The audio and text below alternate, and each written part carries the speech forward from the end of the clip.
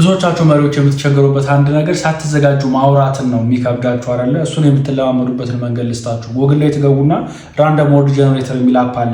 ስትገቡ ራንደም የሆነ ወርድ ቃል ይሰጣችኋል። እሱን በመጠቀም 1 ደቂቃ ማውራት በየቀኑ። ለምሳሌ እዚህ ጋር ሀርሽ የሚል ቃል አለ፣ አልተዘጋጀሁበትም። ሀርሽ ምንድን ነው? አንዳንድ ጊዜ ከሰዎች ጋር የሚኖረን ኮሚኒኬሽን ሀርሽ የሚሆንበት አጋጣሚ አለ።